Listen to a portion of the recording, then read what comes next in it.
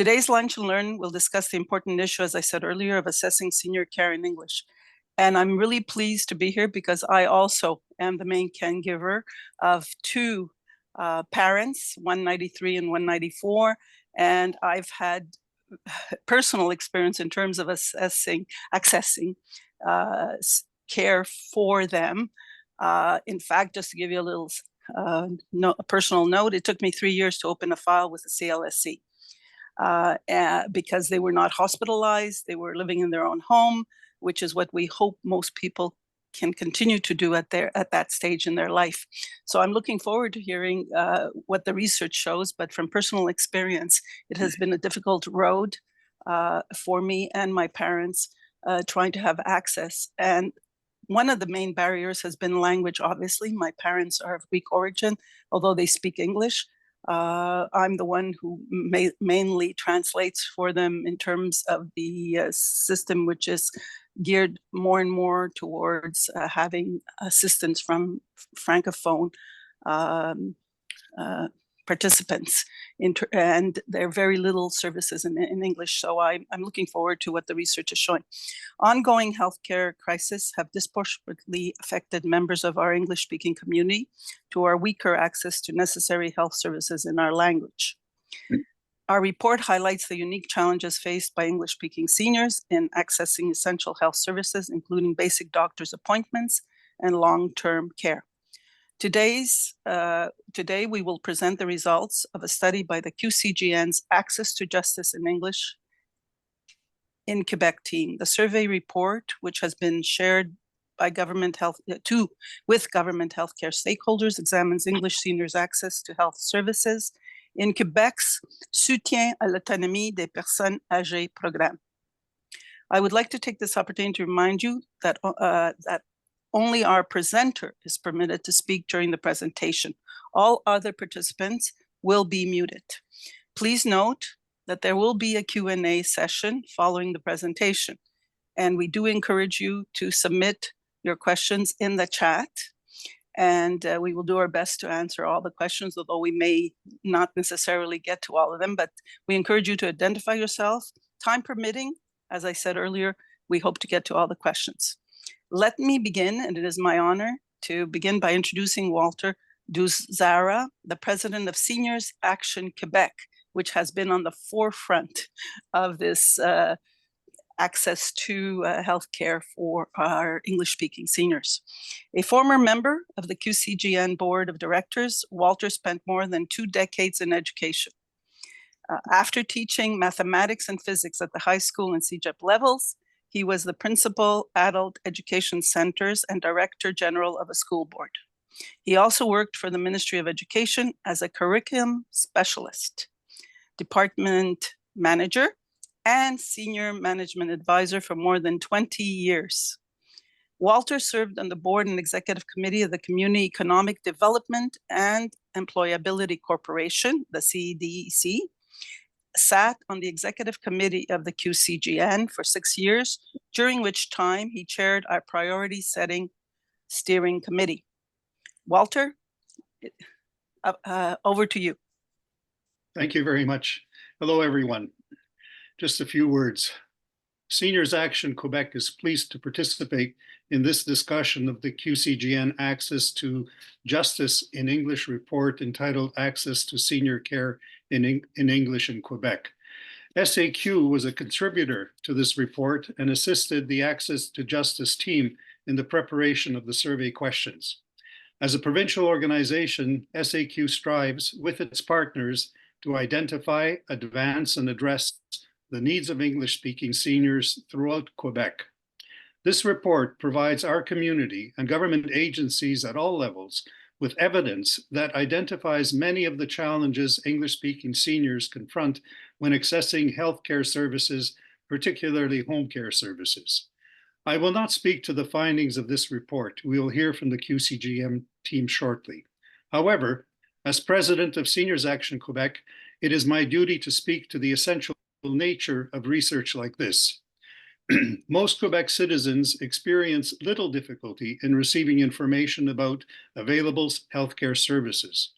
Most Quebec citizens can express their needs to staff within the various institutions providing health services. Most Quebec citizens feel at ease and welcome in their various institutions, but not all. Language is often the greatest barrier to access and the greatest source of distress for English-speaking Quebecers in crisis. English-speaking seniors represent 15.5% of the English-speaking population, a number which has grown since the last census and will likely continue to do so. This language barrier is particularly troubling for them since almost 50% of English-speaking seniors over 65 are unilingual English. The pandemic exposed many cracks in many cracks in senior care services, which had long been hidden from public view. It exposed the fact that gaps and shortcomings in care services for seniors exist within both public and private care facilities. It also exposed the general lack of knowledge and understanding of available services for seniors and for caregivers within the community and within the institutions themselves. The government of Quebec must continue to make senior care a priority. To that end, we are encouraged by announcements in the recent budget, but are wary and will closely monitor the efforts that will be proposed to ensure that English-speaking seniors receive the services to which they are entitled as Quebec citizens. However, this is not enough. It is our view that healthcare is a human right. In alignment with the principles affirmed in the 1946 Constitution of the World Health Organization. It is our view that governments at the federal and provincial levels must legislate positive measures to ensure that healthcare is equally available to all citizens as their human right. We are disheartened by many of the findings in this report, but it is this kind of evidence that is needed if we hope to enact change. This evidence serves as a catalyst in our collective work with policymakers and government officials.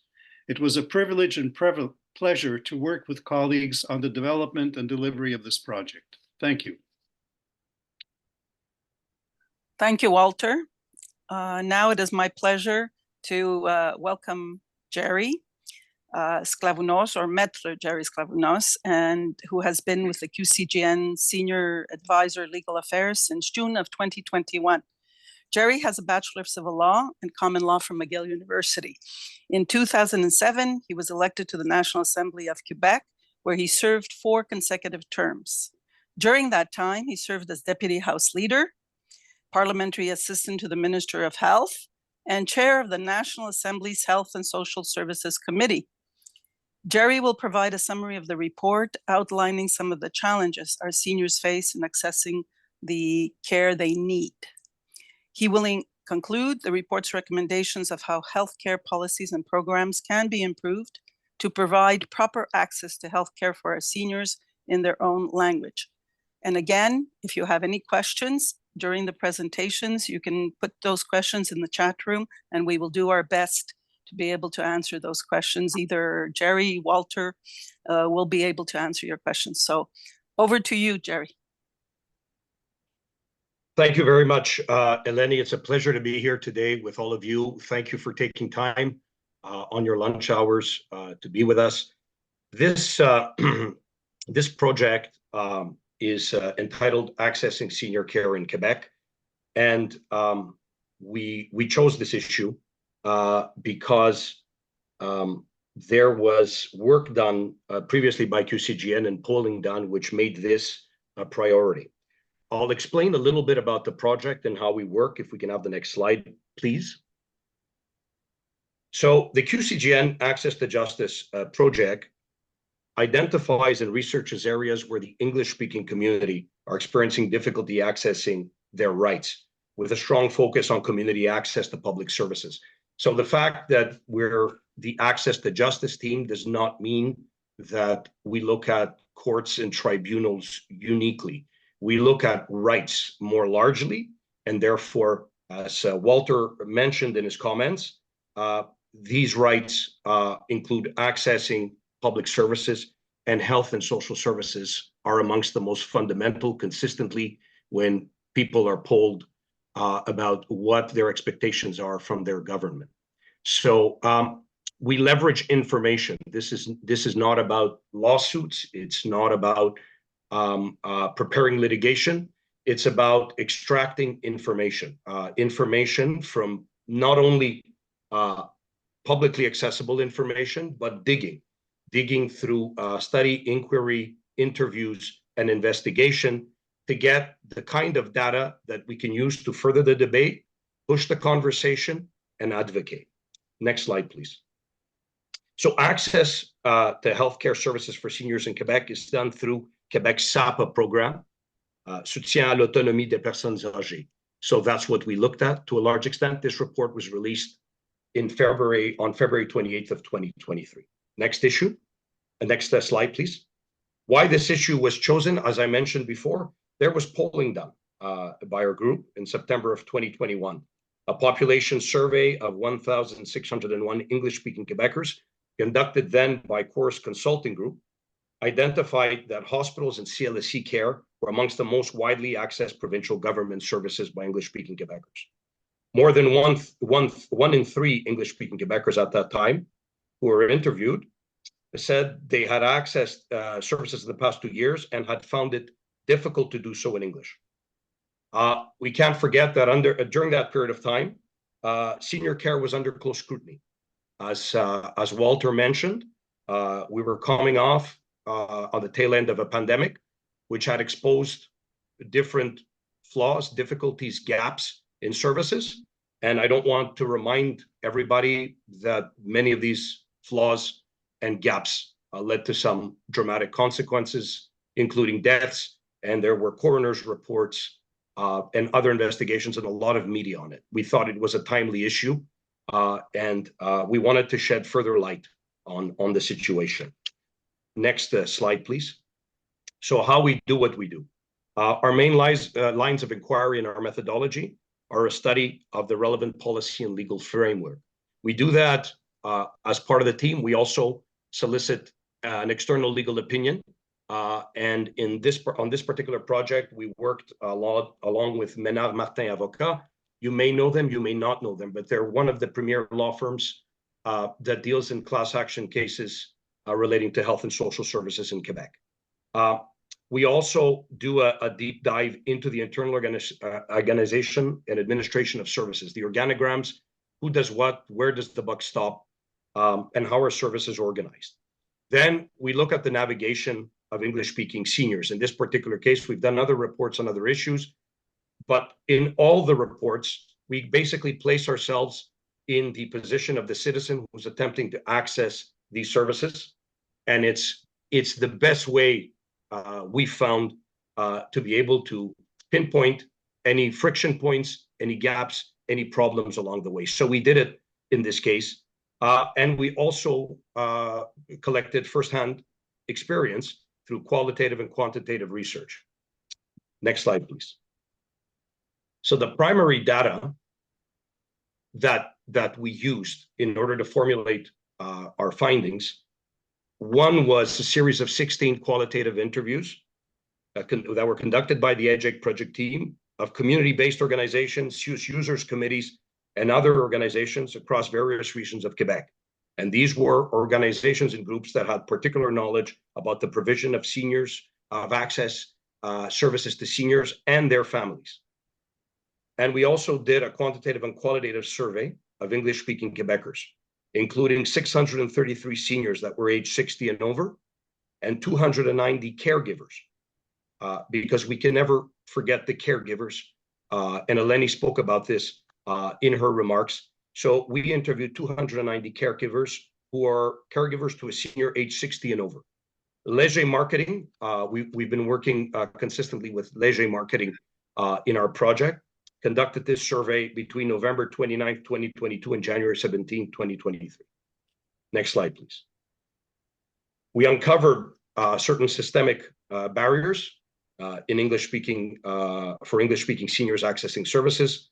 in CLSC's long-term care facilities and other healthcare institutions, and we formulated 13 substantive recommendations.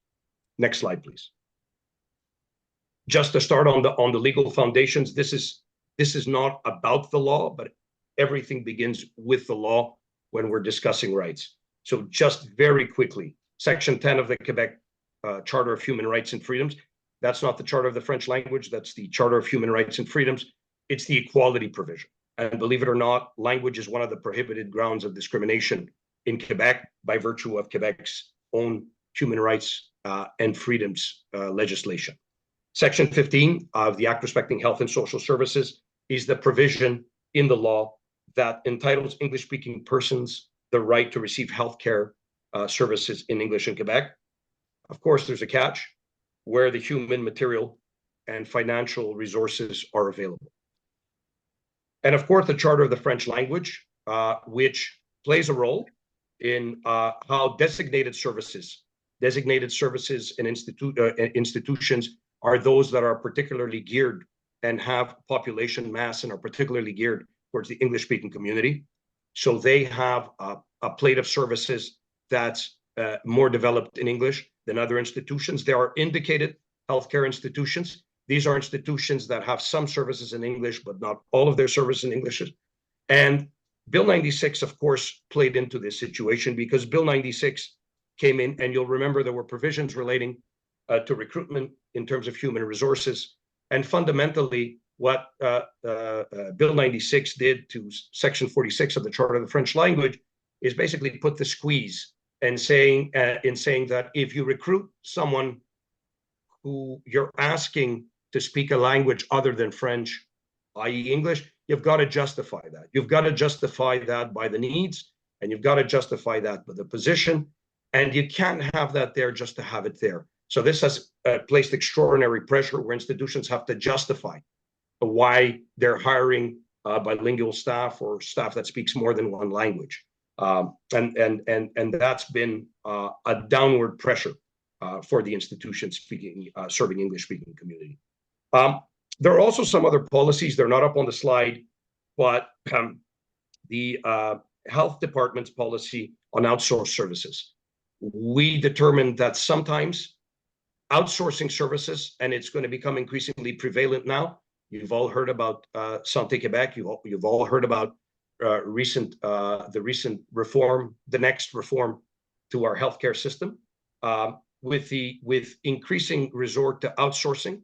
The danger with that is that the obligations and the responsibilities regarding language and provision of services sometimes fall off in the process to the outsourced party. So that's something we also identified, and we want to mention it at this point. And also in theory, there's complaints mechanisms. Next slide, please. There are complaint mechanisms whereby if you're in a situation, you can complain to the complaints commissioner of a particular institution. Eventually, complaints can go up to the ombudsman, la protectrice, le protecteur du citoyen, as we call them in French. The reality of the matter is, our research found that more often than not, and this is not just English-speaking seniors, seniors and people in that situation are very reluctant to make a complaint for fear of reprisals, for fear of rocking the boat, for fear of creating problems. You're in a vulnerable situation where you're the healthcare system, you need help, you want to maintain the best possible relations with people providing the care, and a complaint may not be the way to do that. A lot of people decide not to take this mechanism, and I'm probably going to talk about it a little bit later when I have time. The problem when there are not complaints, when there should be complaints, is that we don't develop files, we don't develop data, we don't develop a critical mass of complaints to be able to push and advocate for change. So this is a little bit of a problem. While I understand why a citizen would be reluctant, it does create a problem for advocates. The larger number of complaints we have, the more data we can push for data to be collected, the more we can shine the light on issues, the more we can push for change. Next slide, please. Next slide, please. So fundamentally, Eleni spoke a little bit about this as well. This This is the typical way for a citizen who's autonomous, a senior that's autonomous at that particular time, maybe living at home, beginning to feel that they're losing autonomy. How do they get into the system? So Eleni was mentioning this, finding local CLSC access, the access point, via telephone, via other forms, opening the file with a CLSC worker, caseworker, social worker to build the senior's profile. There's eventually physical and psychological examination to determine the needs. And then there's an assessment of the scope of services that could be provided. This is for the senior living at home. They're in some kind of, they're beginning to feel a decline in autonomy. This is how they would go about it. That being said, and you had an eloquent testimonial from Eleni, getting an appointment, getting on the list, getting this started can be very long and very difficult. They're very difficult. And even for something as basic as this, if the region you are doesn't have bilingual staff, personnel, problems in communication could lead to disastrous results. And if we're speaking about someone who speaks a third language, well, then they require help. They require accompaniment. They may have someone to help them. They may not. This further complicates the process, not only at the beginning, but during the process. Because when we're conducting a physical and psychological evaluation, you need to make sure you understand the question. And we need to make sure that the provider who's taking down the notes is really understanding what's being said. And sometimes subtleties get lost. And that could lead to results that are less than desirable. Next slide, please. We jump to the navigation path for a hospitalized senior. It's a little bit more, it's a little bit easier because you're in the system. The senior is hospitalized, staff contact the access point, they coordinate. There's already reports in the hospital. We have a very good idea of the physical situation. Sometimes there's temporary movement to a living facility, which wouldn't be the final living facility for the person or the final destination. And eventually a place is found. Attempts are made to keep people closer to family, to their natural environment where they lived before, in order to maintain some kind of familiarity, which we know is important for seniors who have declining autonomy and capacity. Of course, between these two are the senior who's going from autonomy, receiving some care at home, into the CHSLD or into the hospital. It's a slight variation, but these are the two main navigation paths with their challenges along the way as discussed. Next slide, please. So we dug into this, and we dug into what was available online, how someone would attempt to access services. Interesting point, of the 22 web pages listing contact information for CLSC access points in each of the 22 CIUS, we found that only 3 were available in English. That's 3 on 22.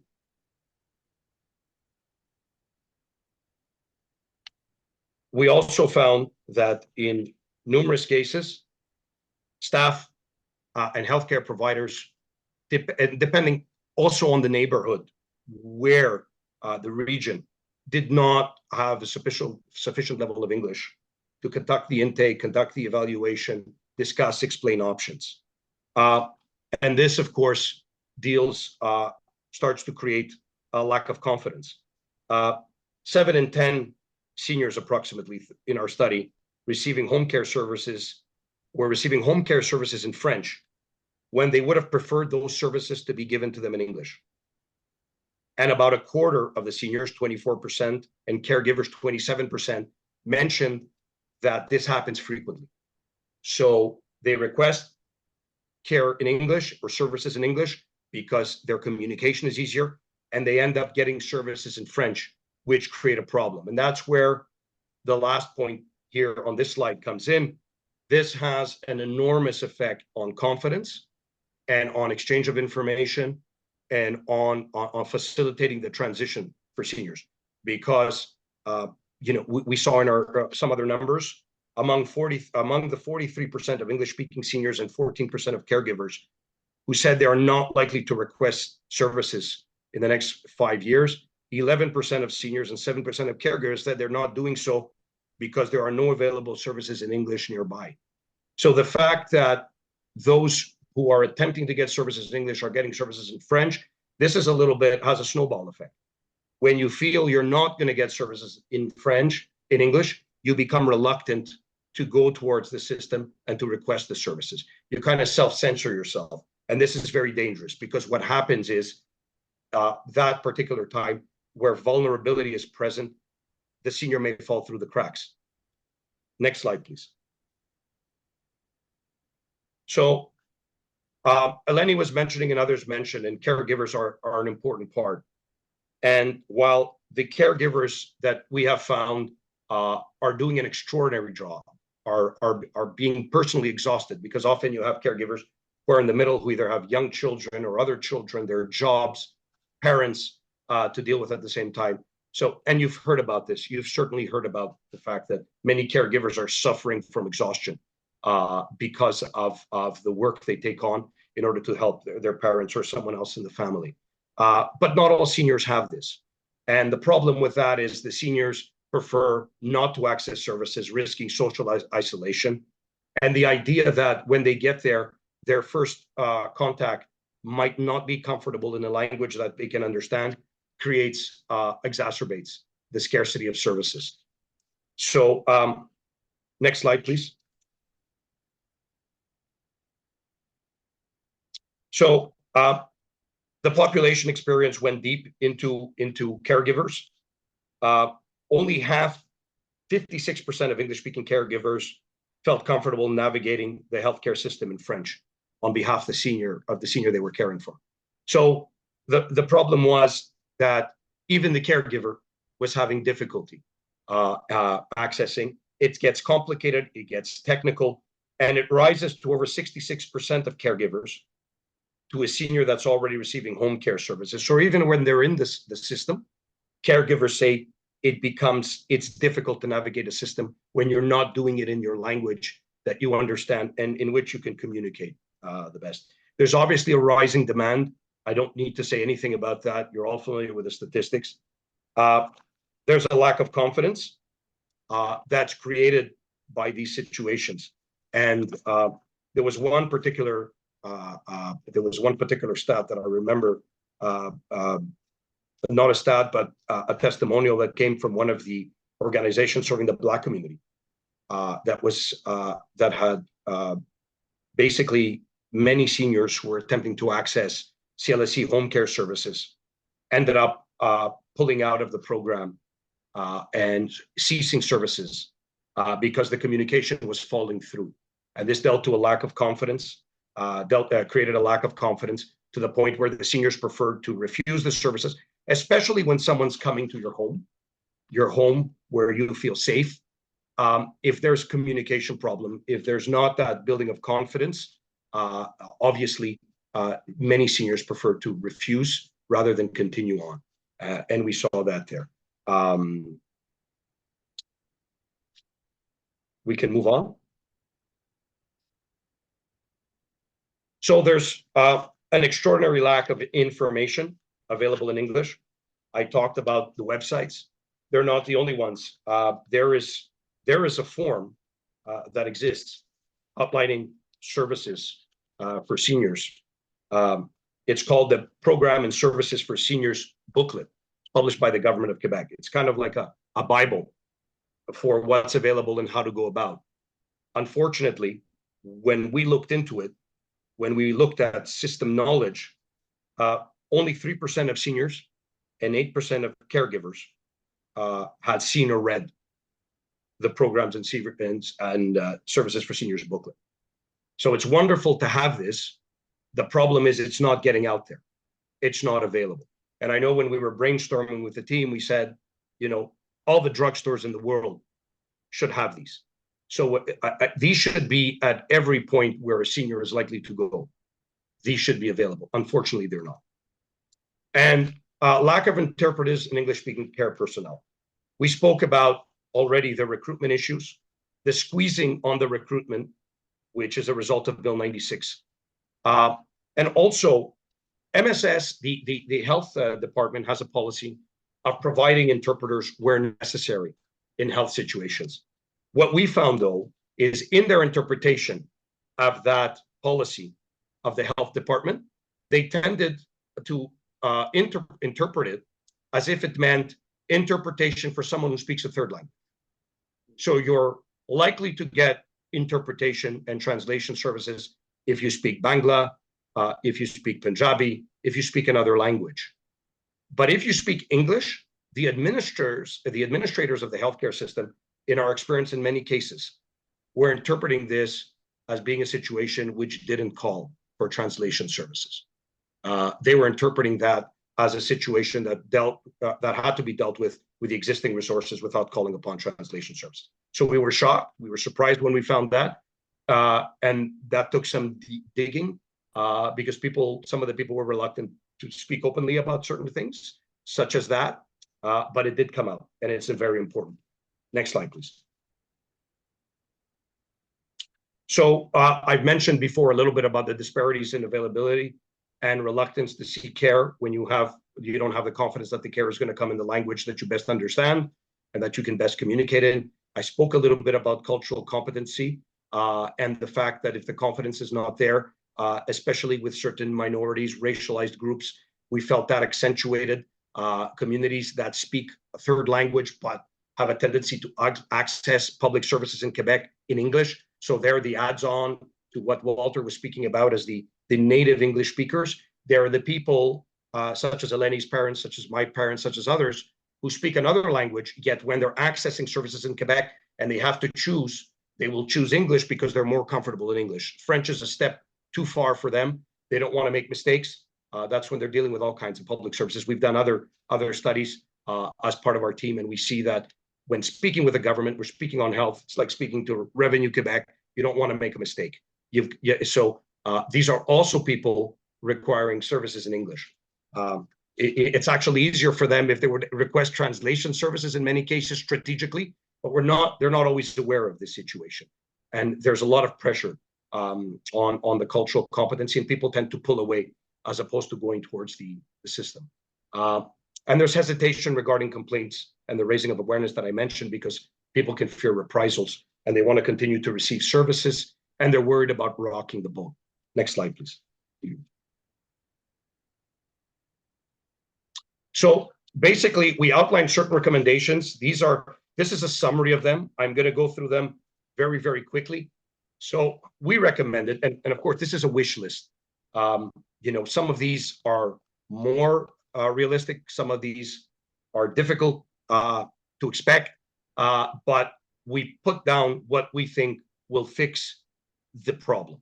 So we asked that a paper copy of the government booklet, programs and services for seniors be mailed to every Quebec resident upon their 60th birthday. There's a cost attached to that, but the benefit severely outweighs the cost of seniors having this in either French or English, depending on their profile and how they access services, in order to have that starting point about how to access services. We ask that documents and forms be available in English. We have the right to these. English-speaking community has the right to these. Unfortunately, they're not always available. We ask that bilingual staff be available and that we start interpreting the recruiting provisions, even in light of the Charter of the French Language, in a purposeful way. What we're looking to do here is get service. I mean, there have been Quebec premiers have said, when you go to the hospital, you're not going for a language test. You're going for a blood test. You're going for care. It's always been something that Quebecers have agreed upon in the past, that there shouldn't be politics. There shouldn't be language. This is health. It's fundamental. It should be exempt of the debates we'll have in other areas of society. And I think there's profound agreement for this, even in the population, the general population. We can't always take the political representatives to be actually expressing the will of the majority of people. I think a lot of people, in my personal experience, and I'm not here to testify about that, has been that when we talk about health, most people say hands off. The most important thing there is for people to get the care they need. We talked about we recommended implementing a staff recruitment program, particularly targeted towards minorities and racialized communities, in order for there to be a confidence building, because there's a traditional gap between public services for these communities and we asked for policy to put in place to address that. Next slide, please.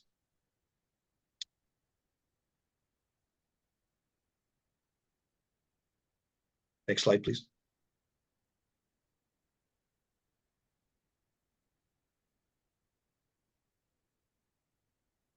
So we talked about subsidized transport accommodation and accompaniment for English-speaking seniors. We talked about implementing a monitoring mechanism to collect data. Data is the key. Often you'd be surprised at how many government agencies do not collect data based on the language of the user. Of course, what happens when the data is not there, the demands for increased services or funding cannot happen. That's why I mentioned the importance of complaints where they're necessary, because they serve to create some kind of data, create some kind of precedence that can be called upon. Of course, this is a very difficult one.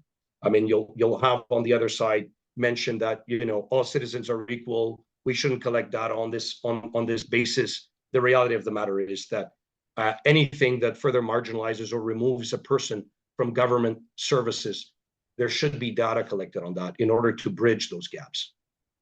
So we also talked about developing a policy plan connected to connect English-speaking seniors and caregivers with bilingual staff, and mandating healthcare institutions to push the recruitment of personnel that's bilingual and able to meet the demands. There's some excellent things going on also. I think that's the last slide. We can maybe jump one further ahead. Yeah, there's mandating reevaluation of organizational restructuring to assess the decrease or compromise of healthcare services. Remember, I spoke about outsourcing. We want to make sure that, and now with Santé Quebec coming, there's an increased worry that with this new centralization, autonomy being taken away from the local, being pulled up more centralized, that seniors and other vulnerable communities can fall through the cracks. So one of the policies, one of the policy recommendations we make is when there's such kind of a fundamental change to the organogram or to the workings of the system, there's a policy put in place to make sure that services in English to minority communities are not compromised in the outsourcing. Things are not falling off on the way to being outsourced. It's very important. So we asked for access programs to be accessible on CIUS websites.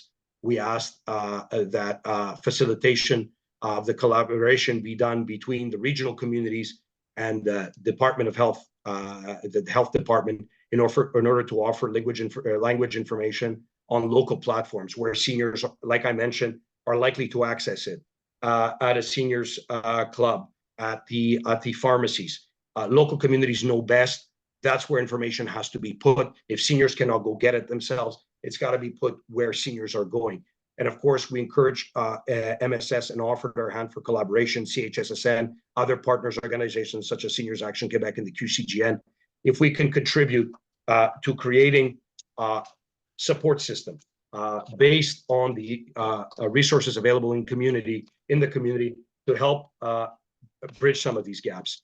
I remember when I was a sitting MNA, there was a remarkable program. Eleni will know this group. They're called the CRAIG. They're an Italian group serving Italian citizens, which had literally created a program for which they had received government funding in order to accompany seniors to their appointments, where there was potentially a linguistic barrier. And I saw it was in that particular community, my experience was that the men were more comfortable, were more likely to speak French, more confident with public authorities. It was often women who outlived their spouses, whose kids were busy, sometimes had moved away, did not have a support in order to go to their appointments. And they were finding difficulty in diagnosis, in communication. And the CRAIG had created a group of volunteers who were basically accompanying seniors to their appointments. And that had a huge, huge impact. So it's something that the community can do. Not all of this depends on asking the government for money and services. Some of these things we can do as a community. So I think that's it. I think I've covered as much as I could cover in the time that we have so that we can take questions. I thank you very much for your attention. I hope it was helpful. There are no magic bullets here, but it's a way of pushing the conversation forward, keeping us talking in order to mobilize and to advocate so we can get some positive change and make sure that our seniors are well cared for, after having contributed their lives and their taxes and their contribution to Quebec society. Now that they're vulnerable or more vulnerable, they need this help. And we have to make sure that we leave politics and language out of fundamental things such as health, which is, as Walter mentioned, a fundamental human right. Thank you very much. Thanks, Gerry. Hi, everyone. I'm Stephen Thompson. I'm the Director of Policy and Research at the QCGN, and I'm just going to moderate the questions for today's webinar. If you do have questions, we remind you to please put them in the chat. Gerry, we have 3 to begin with. I'll start with Gerry and Walter. I'll start with the first one. What is happening to the complaints process with the amalgamation of healthcare institutions and the reduced number of complaint officers, reduction of ombudsmen, and their autonomy to investigate complaints? I see. Okay, Lennis, for a question, or Walter, did you want to go in as well on this one? No, I'll let someone take this one to begin with. Okay, please. Okay. I mean, look, I have to be honest. I don't have the recent numbers. The reality of the matter is that there's increasing pressure, downward pressure on the resources necessary for these complaint mechanisms to be able to function efficiently. The reality of the matter is what I fear, and what we mentioned in the report is even more important, is that people are reluctant to make complaints, and they're definitely reluctant to make complaints without proper accompaniment with someone who will advise them as to what their rights are and how to do it, and their chances of success, especially if it's someone that's, I don't want to say captive in the system, but someone who's in the system and depends on the system for care. The real thing we're seeing is a reluctance. I don't know if the most important factor is the fact that there's downward pressure on resources. I know in general that people who've had dealings with the ombudsman have said that the process is professional and that it works. The reality of the matter is that our research, and people who have other information on this are welcome to add it, but our research showed that people in the system likely to stay in are reluctant to file complaints, and that is the real big problem that we noticed. To file a complaint, I suppose you have to know what you're complaining about. And I know that your presentation touched on this, but as a policy professional working in the community, I know about access plans, kind of. But I just checked the CIS website for the area that I live in, Montargis Est, and the access plan link is broken. So I have no idea what my rights are when I go, and I think it depends on what hospital I go to, and so if it's hard for me to figure it out, how do people know, and how can people find out what their rights are under Section 15 of the Quebec Health Act? That's exactly it, Stephen. And we did mention it. We mentioned it on numerous occasions that the information on the websites was simply not available. And that's why information on care, even general principles that are in the booklet, that's why if you're going to mail one thing to anybody in Quebec over 60, if you're going to mail one thing to them, that's what we think the government should be mailing in the language that this person uses for communication. It's a starting point. There's resources, there's basic information, and the access plan. If, other than that, the community sector has a role to play here. I think the community sector has to create programs, ask for funding in order to help bridge this gap. Where you can, I mean, those who have caregivers who have professional knowledge or have expertise, they're very, very lucky. Most people, if they have a caregiver, it means someone who will help them out or can speak English a little bit, can speak French a little bit better than they can. But often that doesn't mean that it's a lawyer or someone who has expertise in the healthcare system. And as you're mentioning, Stephen, even for people who deal with community, I mean, it can get very, very complex. And someone who's in a vulnerable situation, they're going to ask, they're going to say, oh, we don't have anybody who speaks English. And they're going to be quiet and they're going to take their seat because they're hoping to get care and they're not hoping to rock the boat. And it's what's really unfortunate. Yeah, just to add to that, I think one of the biggest challenges we have is to reach the people who are the decision makers, the policy makers, and the legislators themselves. That's the group that we have to address, and we have to bring arguments to. If you deal with the people who are further down in the service chain, they always have a good excuse. I mean, we don't have the resources, we can't do it, we did our best, whatever. And, we're just following the rules as we interpret them. And it just kind of goes bouncing back and forth. One of the comments I made as Seniors Action Quebec, we're trying to push the idea of healthcare being a human right. There are all kinds of things that are associated with a human right. And in Canada, healthcare is considered important, but it isn't considered a human right. If we were able to bring this notion of human right and the notion of positive legislation, positive action that would require governments to ensure that services are provided, we'd have a different kind of different dialogue, get into a different sort of dialogue. It's not a dialogue around, well, there's a problem here and there's a problem there. There's a dialogue around, there's a problem with the way we conceive provision of health and social services in general across the population. So we're suggesting that we have to bring the debate up to a higher level, a more philosophical level, a more legal level, legislative level, in order to be able to fix the problems that we have, because trying to fix them from the bottom is a very, very difficult and tiring and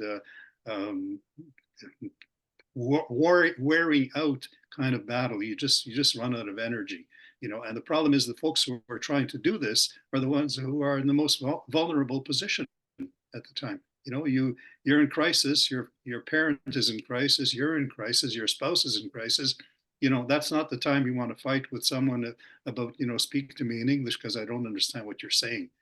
This is where I think as policy initiatives, as a community, we have to bring this discussion, this conversation up to a higher level, and then appeal to people as the ones who are supposed to provide services to our community, that these are really human rights questions. They're not, they're not a question of being able to buy to purchase this thing or that thing. You don't purchase this. This is something that you put in place to support the entire community. I think that's really important what you just said, Walter. I don't think folks really understand the internal limits of the Section 15 right in Quebec. Basically, you have a right to ask for service in English, and if it's in the regional access plan, then you have a right to it if the hospital or institution that you're at has the human, financial, and material resources available to provide the services.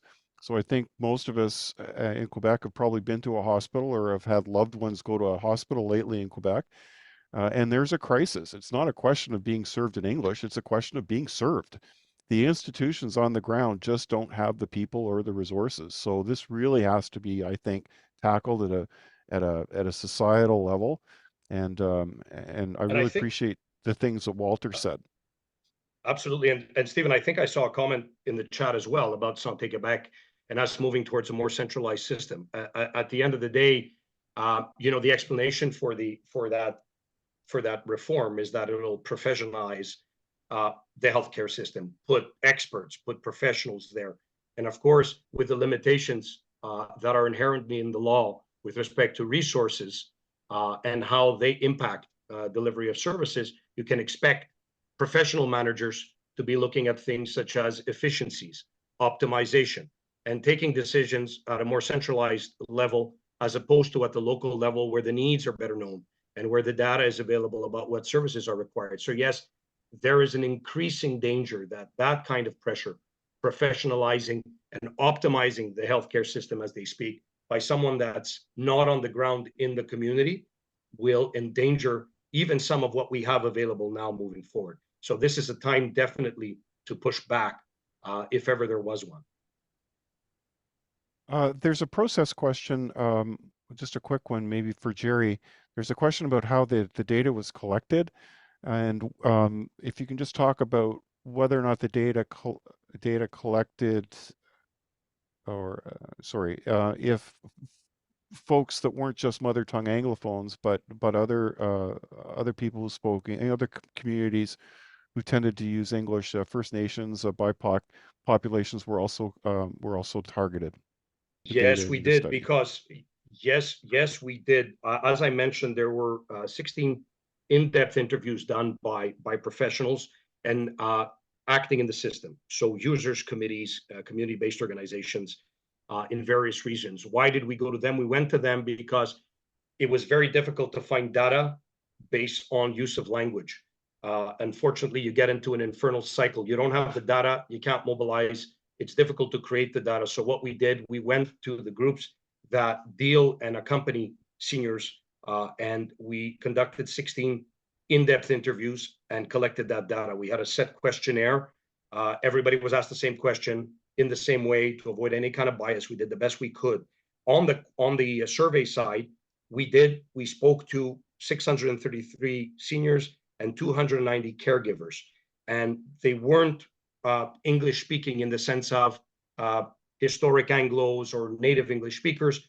We had identified, and we had particularly asked Leger to speak to people who were most likely to use English in accessing public services, including health. And that's where we take this. These are Eleni's parents, my parents, and others with the increasing inflow of immigration into Quebec. What we found, and it was funny, the ironic part was that if these people would go to an institution in almost any part of Quebec and say, I speak this third language, translation services, they'd snap their fingers and provide translation services or interpretation. But when these people elected because they had some kind of working knowledge or a comfort in English, they were being told that they'd have to make do with the resources available at the health institution, and that they would not bring in an external translator to translate from English to French and from French to English, which was like really ironic. And you're thinking you're better off going there saying, I don't speak English, I don't speak French. They'll probably take better care of you from an interpretation standpoint because of the way they're interpreting the Minister of Health and Social Services interpretation policy. It's as ridiculous as that, unfortunately. But we did take those communities into account. We have time for one more question. And, Gerry and Walter, both with your experience inside government, inside, senior levels of the bureaucracy, we have a question from Eleni here. How do we convince the government that is focused on the issue of promoting only the French language to provide more services and resources for English-speaking seniors? I know, Walter, you want to take a kick at it and then I can go? I think we need to shift the conversation away from language and shift the conversation towards what do you mean by health and social services. Some of the thinking that I've encountered in my work with folks in the Ministry of Education in particular is that it seems that government looks upon all their ministries in the same way. So whether you're in the Ministry of roadworks or fisheries or whatever, it's the same as being in the Ministry of Health and Social Services. And fundamentally, that's false. That's wrong. Health, social services, education are totally different kind of service that you provide to the population. And in line with what was being said earlier by Gerry, people who are experts, they, if they have a hammer, everything is a nail, right? And the same thing is happening across the board in the way they work. So you have people who are expert in managing resources, expert in managing, buildings or whatever. They're the ones who have an impact on where the resources are going to go in a conversation. And that's not enough. That's not the right place. What we need to do is start another conversation, a debate around what we mean as a society when we talk about the provision in health and social services to our population, to our citizens in general. And we can't get that conversation by fixing the things that are broken at the bottom.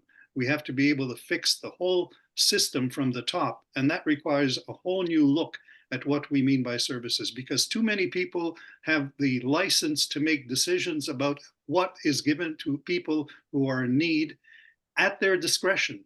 And that's not right. There shouldn't be that kind of a discretionary thing. If you have a right to a service, it should not be limited by someone who says, I think that this right means this. It has to be clearly defined for them from the top down that this is what it means, and you can't play with it.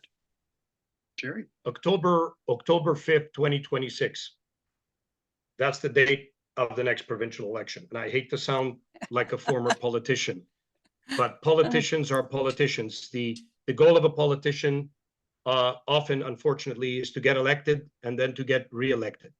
And this government, although it's been a little bit reluctant to engage, and when it did engage, to not take into account the concerns of the English-speaking community, I think as they approach the next electoral rendezvous, and like I say, it's not that far off.